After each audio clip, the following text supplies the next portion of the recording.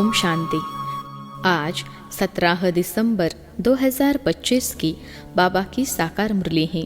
मुरली के महावाक्य हैं, मीठे बच्चे, तुम्हें मनसा वाचा कर्मना बहुत बहुत खुशी में रहना है, सबको खुश करना है, किसी को भी दुख नहीं देना है। प्रश्न है, डबल अहिंसक बनने वाले बच्चों को कौन सा ध्यान रखना है? उत्तर है, पहला ध्यान रखना है कि ऐसी कोई वाचा मुख से न निकले जिससे किसी को भी दुख हो, क्योंकि वाचा से दुख देना भी हिंसा है। दूसरा, हम देवता बनने वाले हैं, इसलिए चलन बहुत रॉयल हो, खान पान न बहुत ऊंचा न नीचा हो। गीत है, निर्बल से लड़ाई बलवान की। ओम शांति। मीठे मीठे सिखलते बच्चों को बाप रोज़ रोज़ पहले समझाते हैं कि अपने को आत्मा समझ बैठो और बाप को याद करो। कहते हैं ना अटेंशन प्लीज़, तो बाप कहते हैं एक तो अटेंशन दो बाप की तरफ। बाप कितना मीठा है, उनको कहा जाता है प्यार का सागर, ज्ञान का सागर। तो तुमको भी प्यारा बनना चाहिए। मनसा वाचा कर्मना, हर बात में तुमको खुशी रहनी चाहिए, कोई को भी दुख नहीं देना है। बाप भी किसी को दुखी नहीं करते हैं, बाप आए ही है सुखी करने। तुमको भी कोई प्रकार का किसको दुख नहीं देना है, कोई भी ऐसा कर्म नहीं करना चाहिए, मनसा में भी नहीं आना चाहिए, परंतु यह अवस्था पिछाड़ी में होगी। कुछ न कुछ कर्मेंद्रियों से भूल होती है। अपने को आत्मा समझेंगे, दूसरे को भी आत्मा भाई देखेंगे, तो फिर किसको दुख नहीं देंगे। शरीर ही नहीं देखेंगे तो दुख कैसे देंगे? इसमें गुप्त मेहनत है, यह सारा बुद्धि का काम है। अभी तुम पारस बुद्धि बन रहे हो। तुम जब पारस बुद्धि थे तो तुमने बहुत सुख देखे, तुम ही सुख धाम के मालिक थे ना। यह है दुख धाम, यह तो बहुत सिंपल है। वह शांति धाम है हमारा स्वीट होम। फिर वहाँ से बाढ़ बचाने आए हैं, दुख का पहाड़ बहुत समय बचाया है। अब सुख धाम में चलना है, इसलिए एक दो को भाई भाई समझना है। आत्मा आत्मा को दुख नहीं दे सकती। अपने को आत्मा समझ आत्मा से बात कर रहे हैं। आत्मा ही तख्त पर विराजमान है। यह भी शिव बाबा का रथ है ना। बच्चियाँ कहती हैं हम शिव बाबा के रथ को श्रृंगारते हैं, शिव बाबा के रथ को खिलाते हैं, तो शिव बाबा ही याद रहता है। वह है ही कल्याणकारी बाप। कहते हैं मैं 5 तत्वों का भी कल्याण करता हूँ। वहाँ कोई भी चीज़ कभी तकलीफ नहीं देती है। यहाँ तो कभी तूफान, कभी ठंडी, कभी क्या होता रहता है। वहाँ तो सदैव बाहरी मौसम रहता है, दुख का नाम नहीं। वह है ही हेवन। बाप आए हैं तुमको हेवन का मालिक बनाने। ऊंचते ऊंच भगवान है, ऊंचते ऊंच बाप, ऊंचते ऊंच सुप्रीम टीचर भी है, तो ज़रूर ऊंचते ऊंच ही बनाएंगे ना। तुम यह लक्ष्मी नारायण थे ना, यह सब बातें भूल गए हो। यह बाप ही बैठ समझाते हैं। ऋषियों मुनियों आदि से पूछते थे, आप रचयिता और रचना को जानते हो? तो नेति नेति कह देते थे। जबकि उनके पास ही ज्ञान नहीं था, तो फिर परंपरा कैसे चल सकता? बाप कहते हैं यह ज्ञान मैं अभी ही देता हूँ। तुम्हारी सदगति हो गई, फिर ज्ञान की दरकार नहीं, दुर्गति होती ही नहीं।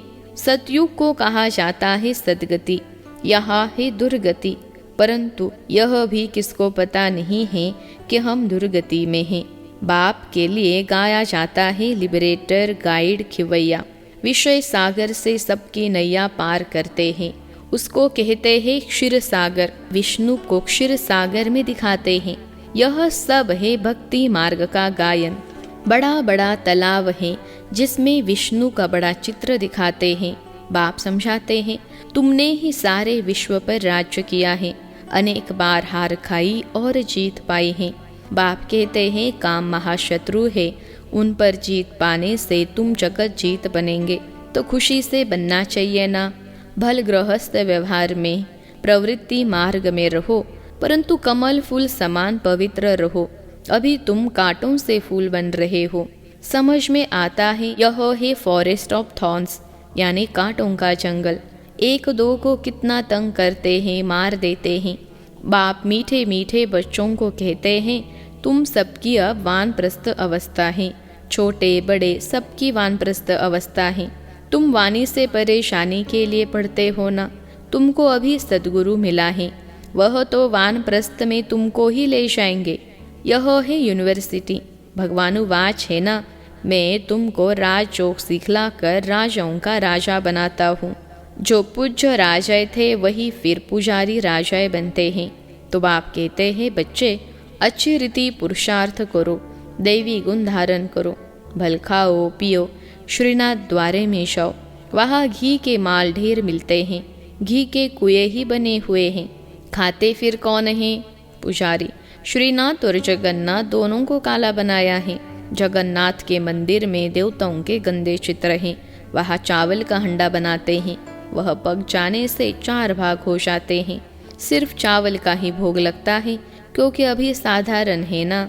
इस तरफ गरीब और उस तरफ साहूकार। अभी तो देखो कितने गरीब हैं, खाने पीने को कुछ नहीं मिलता है। सतयुग में तो सब कुछ है। तो बाप आत्माओं को बैठ समझाते हैं, शिव बाबा बहुत मीठा है, वह तो है निराकार। प्यार आत्मा को किया जाता है ना, आत्मा को ही बुलाया जाता है। शरीर तो जल गया, उनकी आत्मा को बुलाते हैं, ज्योति जगाते हैं। इससे सिद्ध है आत्मा को अंधियारा होता है। आत्मा है ही शरीर रहित, तो फिर अंधियारे आदि की बात कैसे हो सकती है? वहाँ यह बातें होती नहीं। यह सब है भक्ति मार्ग। बाप कितना अच्छी रीति समझाते हैं। ज्ञान बहुत मीठा है, इसमें आंखें खोलकर सुनना होता है। बाप को तो देखेंगे ना। तुम जानते हो शिव बाबा यहाँ विराजमान है, तो आंखें खोल कर बैठना चाहिए ना। बेहद के बाप को देखना चाहिए ना। आगे बच्चियाँ बाबा को देखने से ही ध्यान में चली जाती थीं। आपस में भी बैठे बैठे ध्यान में चले जाते थे। आंखें बंद और दौड़ती रहती थीं। कमाल तो थी ना। बाप समझाते रहते हैं, 1-2 को देखते हो तो ऐसे समझो हम भाई यानी आत्मा से बात करते हैं। भाई को समझाते हैं, तुम बेहद के बाप की राय नहीं मानेंगे। तुम यह अंतिम जन्म पवित्र बनेंगे तो पवित्र दुनिया के मालिक बनेंगे। बाबा बहुतों को समझाते हैं। कोई तो फट से कह देते हैं, बाबा हम जरूर पवित्र बनेंगे। पवित्र रहना तो अच्छा है। कुमारी पवित्र है तो सब उनको माथा टेकते हैं। शादी करती है तो पुजारी बन पड़ती हैं। सबको माथा टेकना पड़ता है। तो प्यूरिटी अच्छी है ना। प्यूरिटी है तो पीस प्रॉस्पेरिटी है। सारा मदार पवित्रता पर है। बुलाते भी है, हे पतित पावन आओ। पावन दुनिया में रावण होता ही नहीं, वह है ही राम राज्य। सब खिरखंड रहते हैं।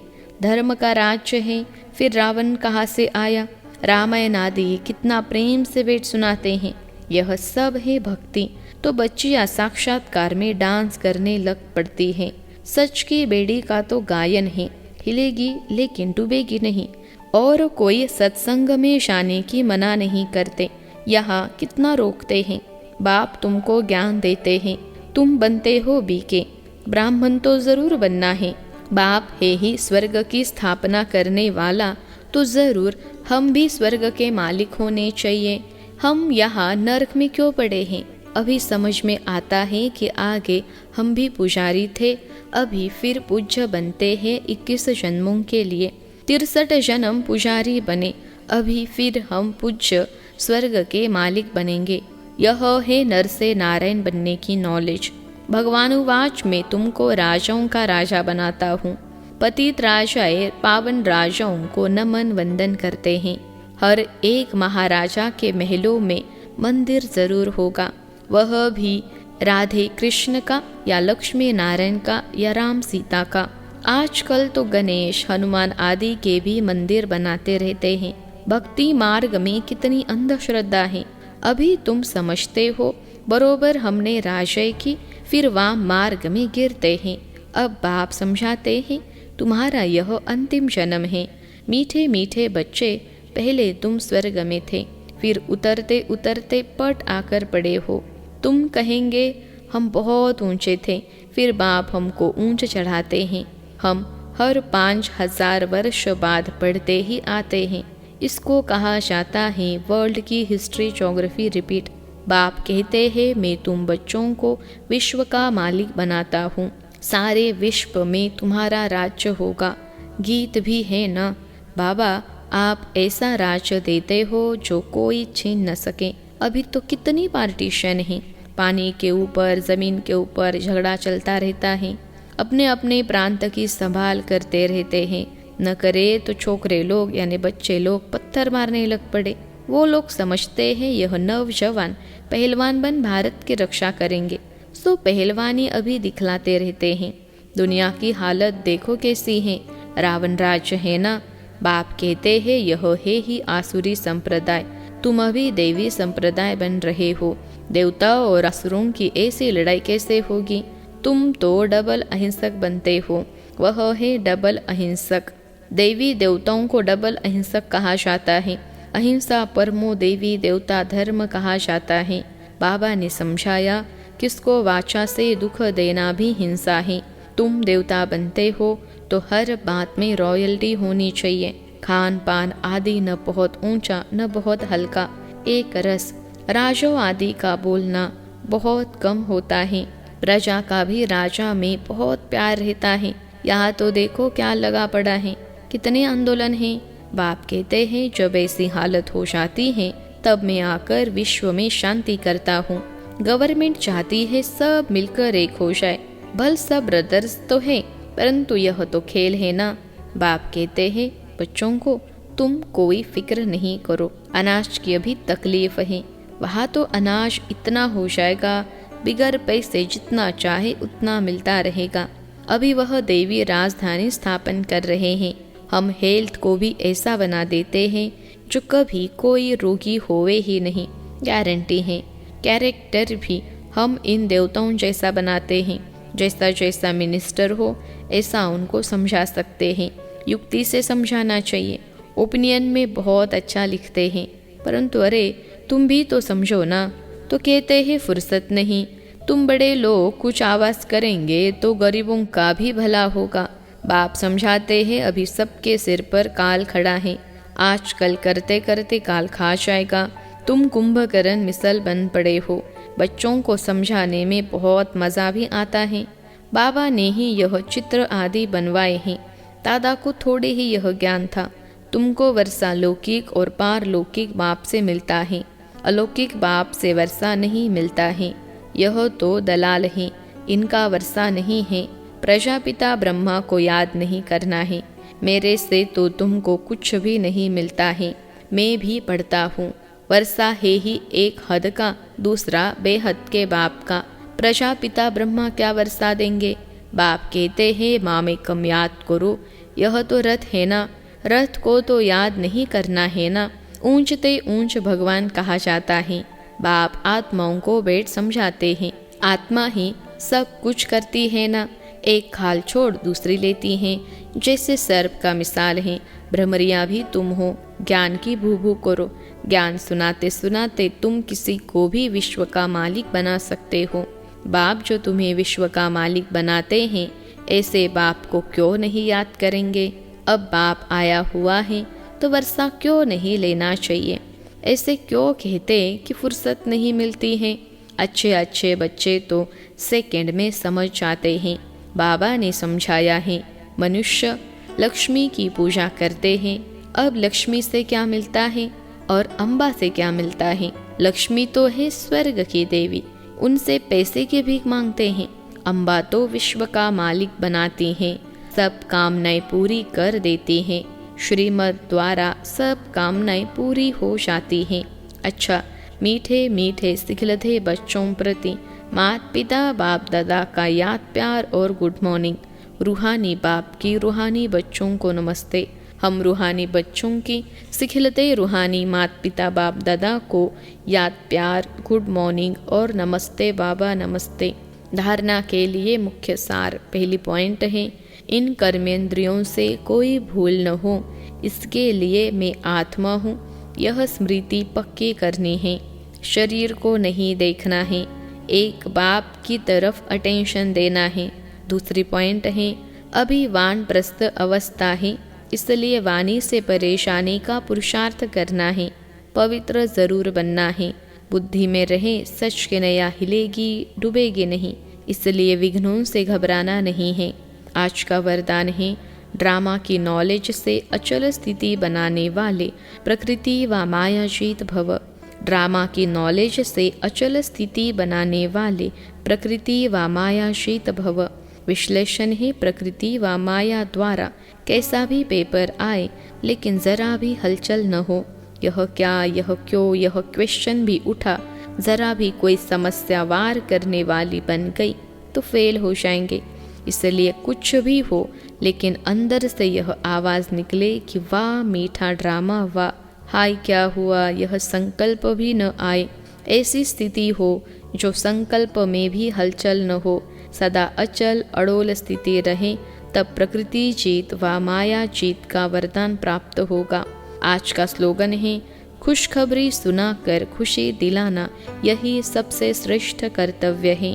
खुशखबरी सुनाकर खुशी दिलाना यही सबसे श्रेष्ठ कर्तव्य है। अव्यक्त इशारे, अब संपन्न व कर्मातीत बनने की धून लगाओ। महारथियों का पुरुषार्थ अभी विशेष इसी अभ्यास का है। अभी अभी कर्मयोगी, अभी अभी कर्मातीत स्टेज। पुरानी दुनिया में, पुराने अंतिम शरीर में किसी भी प्रकार की व्याधि अपने श्रेष्ठ स्थिति को हलचल में न लाए। स्वचिंतन, ज्ञान चिंतन, शुभ चिंतक बनने का चिंतन ही चले, तब कहेंगे कर्मातीत स्थिति। अच्छा, ओम शांति।